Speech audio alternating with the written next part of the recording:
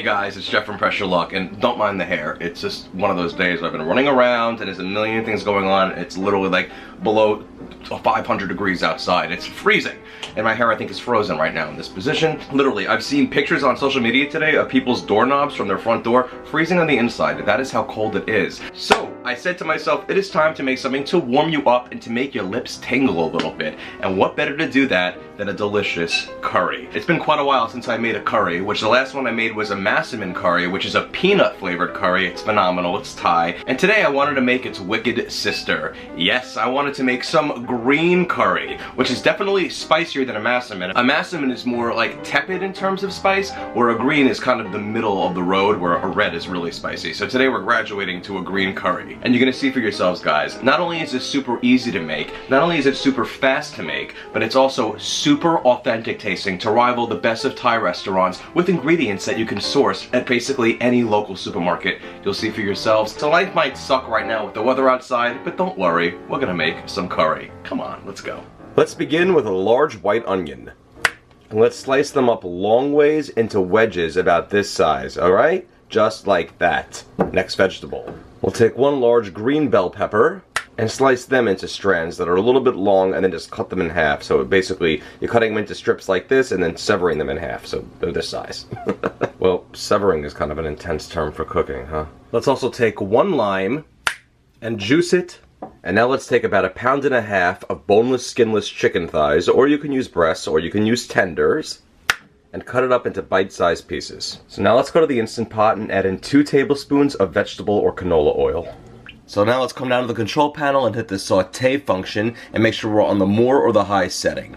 And after about 2 to 3 minutes of the oil heating up, let's add in our peppers and onions. And we're going to saute this for about 5 minutes in the oil. And then let it set, and every so often just come back and give it a stir. And if you want to add in a little more veggies, and because we're making a green curry, I'm going to add in a handful of green beans as well that are trimmed and washed. That's optional, and just also mix that around. Alright, and after 5 minutes of sauteing the onions, green beans, and peppers, let's now add in 1 tablespoon of crushed garlic and a tablespoon of minced or squeezed ginger. This stuff is the bomb. And let's stir that all up in the pot for another minute. Alrighty, now it's time to add in our chicken. And now stir that in with everything in the pot. And as we stir that around in the pot, we just want the chicken to turn like a pinkish white in color. We don't want it to be fully cooked. Just kind of pinkish white on the edges. Just constantly stir it for about 3 minutes. I'm also going to want to add in some Thai basil, or you can use some tarragon if you can't find that, which I'm using. Thai basil is almost like a smaller version of Italian basil, except with a hint of anise or licorice. But don't worry guys, I hate black licorice, but I love the way this stuff tastes. It doesn't taste like black licorice at all. It gives it an amazing flavor. So I'm adding some of that as well. Just the leaves of a few sprigs of tarragon or Thai basil. Alright, and after about 3 minutes, you're going to see that our chicken will be like a pinkish white in hue. It won't be fully cooked at all, but that's fine. It's going to cook when we pressure cook. Now it's time to add in 1 13.5 ounce or 1 14 ounce can of coconut milk. Now, make sure it's unsweetened, and also make sure that it's liquidy. You hear that? That sounds like there's water in there. Some coconut milk is really thick and it doesn't make that kind of sound. You don't want to use that. When you get the can, make sure it does this. And that's the kind we want to use. And let's pour that inside of our pot and stir that up along with our lime juice. And now I'm going to take a 4-ounce jar of green curry paste. And I'm going to use the entire thing in the recipe, but I'm just going to start with using 3 tablespoons for now. I'll add the rest after I pressure cook. And let's mix that in with everything in the pot. Okay, a few more things to add before we pressure cook. And that's going to be 3 tablespoons of fish sauce. This stuff smells pungent, but believe me, it adds incredible flavor when it's all cooked together with everything in the pot. It's pretty necessary for a curry. 1 tablespoon of a light brown sugar, 1 teaspoon of cumin, and a teaspoon of coriander. Mix everything up very well in the pot. And make sure you give the bottom of the pot a good scrape to make sure nothing's stuck on, which nothing should be. And lastly, I want to add in 8 ounces of bamboo shoots. And make sure that you drain the can. And give that a nice stir with everything else in the pot.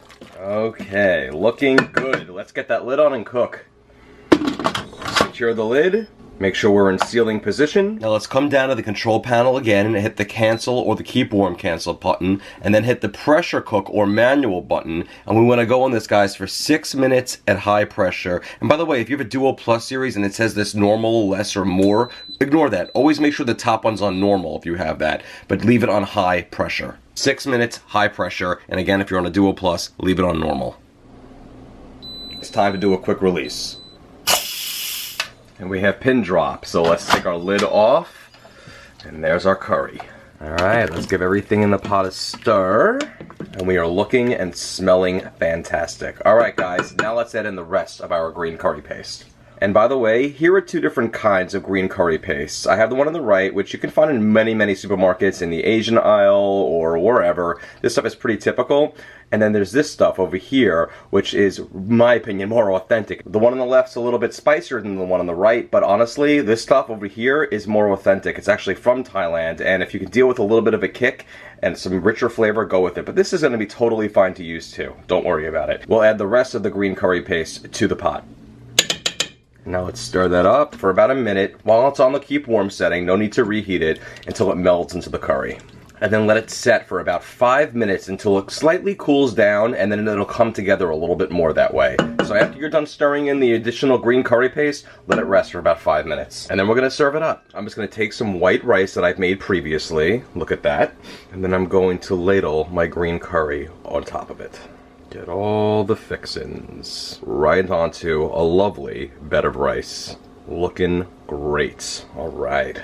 There we go, some more of that amazingness. And now let's get a fork in there, mix everything up so everything is gonna come together nicely in this delicious, zesty green curry. All right. All right, guys, here we go. And what are you doing here? I don't know, there's food. Can you smell it or something in the other room? Yeah, pretty much. Oh, okay. Well, why don't you give this a try? Some curry, green curry. It's a little spicy. I like spicy. Good. My hair. Mmm. Is that good? Yeah.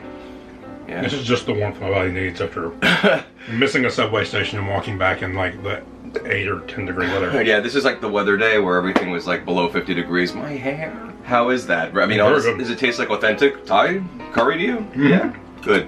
Thai green curry is really great, and I have a feeling that curry will be eaten in a hurry, huh? Oh, yeah. Alright, you can sit down and eat it if you want. And if you don't want any rice, that's fine. You don't need rice. You can eat it exactly as it is. It's like an incredible curry stew. Feel free to sprinkle some remaining Thai basil leaves or tarragon on top. Honestly, tarragon is like the best substitute for Thai basil ever. It tastes almost exactly the same. And it's in every supermarket. I just love it the way it is, so let's try it out. It tastes like you went to your favorite Thai restaurant and ordered green curry. It's perfect in my opinion. It is definitely in the middle level of spice. It's not super mild, it's not super spicy, it's in between. If we're gonna go on that 1 to 10 Thai Richter scale of heat, I'm gonna give this probably a 5 or a 6. Closer to a 5. Maybe even a 4. It depends on the bite, and it depends on the palate. But it's really good. A rich, deep flavor, and perfect for a frigid day. The vegetables just melt in your mouth in a good way. They have consistency, but they're not like crunchy. I don't like them crunchy in my curries. I like them like butter, you know? Good to the last drop. By the way, this is easily going to feed 4 to 6 people, depending on appetites. Guys, if you enjoy these recipes, go to PressureLoveCooking.com because I have so many recipes there. It's nuts how many I have, and one comes out each week. I apologize for the way my hair looks today. It's very Jufro. Jufro while eating Thai food.